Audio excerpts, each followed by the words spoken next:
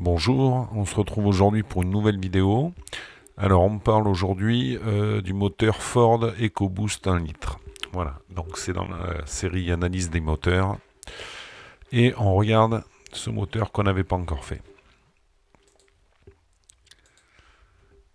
Alors, ce moteur a été lancé en 2012 en deux versions, 100 et 125 chevaux. Alors les caractéristiques du moteur, c'est toujours un peu la même chose avec ces moteurs downsizés là.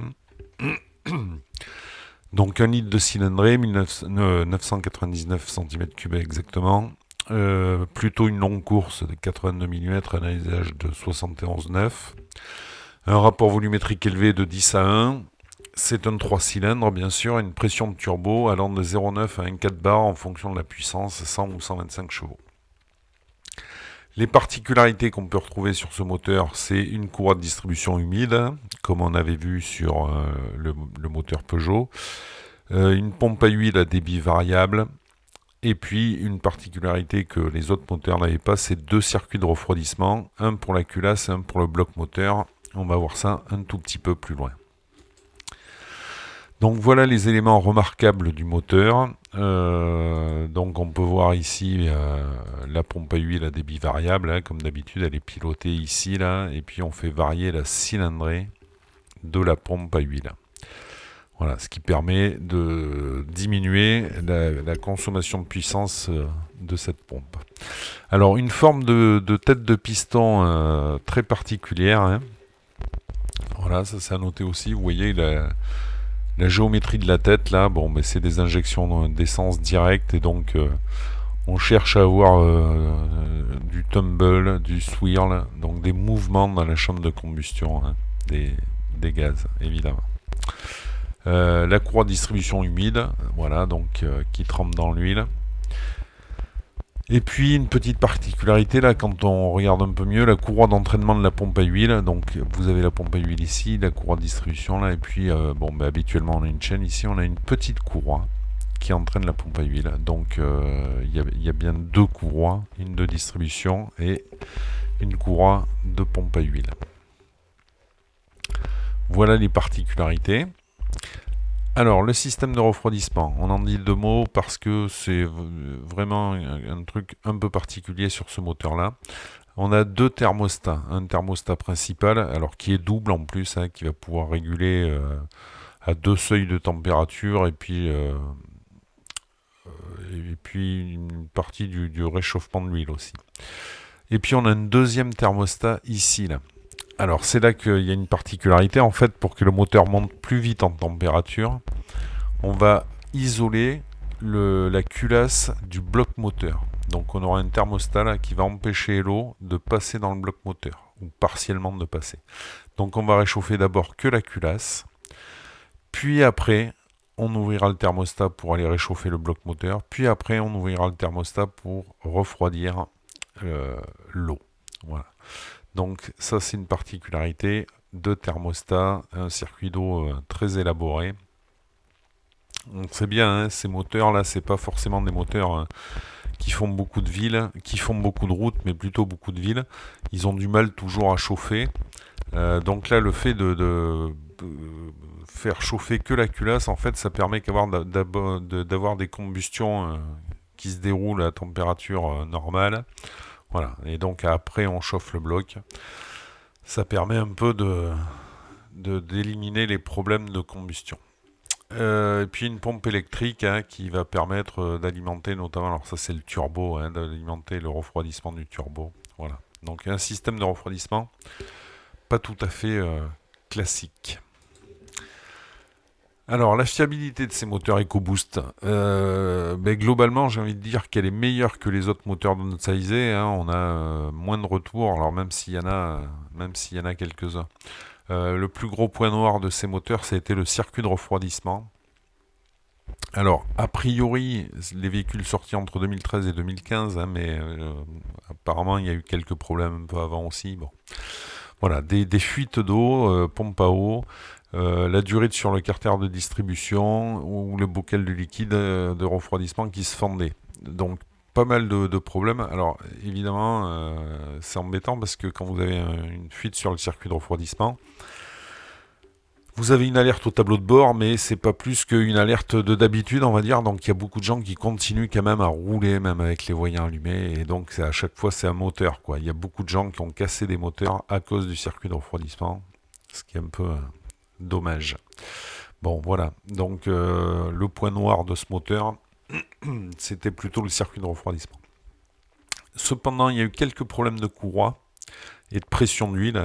On avait détaillé ça, ça va un peu avec. Et la courroie se désagrège et va boucher la crépine de pression d'huile.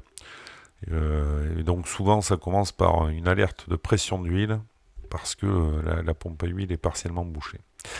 Alors Ford a fait un intervalle d'entretien qui est passé de 240 000 à 160 000 km. Donc on voit bien que ils ont diminué l'intervalle pour changer les courroies plus vite. Bon, alors cependant, il y a eu moins de problèmes de courroie que sur les Peugeot où c'est une catastrophe. On peut supposer quand même que la courroie elle se désagrège quand il y a de l'essence dans l'huile et que visiblement là, il y a quand même moins d'essence qui passe dans l'huile. Alors je vous rappelle, l'essence, elle passe dans l'huile parce que c'est des injections à haute pression. On arrive à injecter l'essence sous 200 bars dans la chambre de combustion et ça lave un peu le cylindre, ça décroche l'huile du cylindre et puis l'essence passe directement en dessous, elle dilue l'huile et c'est cette dilution d'huile là qui va faire que le caoutchouc va moins bien résister. Voilà. Et puis une petite chose dont je me suis aperçu, donc en réparation, alors au moins les premières années parce que maintenant ça semble résolu, mais Ford ne vendait pas les pistons blocs au détail, c'était un ensemble, c'est-à-dire que bloc cylindre, piston, vilebrequin, c'était vendu déjà assemblé chez Ford. Voilà, donc en fait ils estiment que on refait pas le bloc moteur là-dessus, on change tout. Bon, ça c'était au début.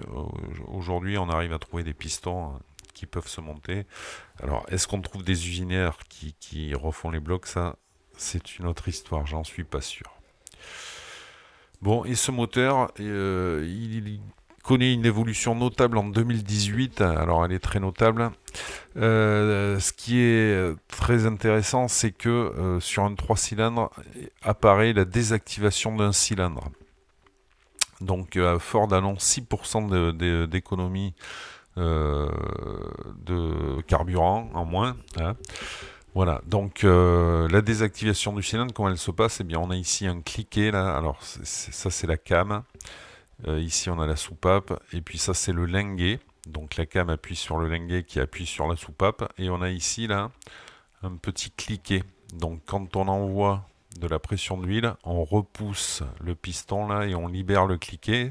Ce qui fait que quand la cam vient, là, elle appuie sur le linguet, mais le linguet ne prend plus appui sur son poussoir et donc en fait ne commande plus la soupape. Voilà. Donc on a un moteur 3 cylindres qui ne tourne que sur 2, avec les deux soupapes, admission et échappement, qui sont fermées. Voilà, donc alors moi je pensais que quand même quand on désactivait un cylindre, on laissait les soupapes ouvertes parce que du coup, l'air rentre et ressort sans faire de résistance, alors que là, on enferme de l'air dans le cylindre, et puis on la comprime, et on la décomprime, et cet air est tout le temps enfermé, donc ça fait de la résistance. Alors, ce qui est dit par Ford, c'est que ça permet de maintenir l'air dans ce cylindre à bonne température, et que quand on réactive le cylindre en injectant à nouveau de l'essence, eh bien on ne perd pas en combustion et en rejet polluant. Voilà, donc on garde la température au mieux. Et alors, avec cette désactivation du cylindre, ce qui est arrivé, c'est une chaîne de distribution. Donc ils ont remplacé la courroie par la chaîne. Alors là, attention, j'ai fait quelques recherches, il semble que tous les modèles ne soient pas concernés. Enfin, je sais pas trop bien. J'arrive pas très bien à expliquer quand on va sur des sites de vente de pièces et qu'on prend des moteurs Ford 1 litre postérieurs à 2018. Sur certains sites, on trouve encore des courroies de distribution et sur d'autres, on ne trouve rien du tout. C'est-à-dire ni courroie ni chaîne pour ces modèles-là. Bon, voilà. Donc, je sais pas trop. Est-ce qu'il y a des modèles qui sont EcoBoost désactivables et d'autres pas? Ou tout le monde est passé à la chaîne? Je ne saurais pas dire. J'ai pas trouvé d'informations là-dessus. Voilà ce qu'on pouvait dire de ce moteur Ford 1 litre EcoBoost. Comme d'habitude, hein, si la vidéo vous a plu, un pouce bleu et abonnez-vous. Voilà, à la prochaine.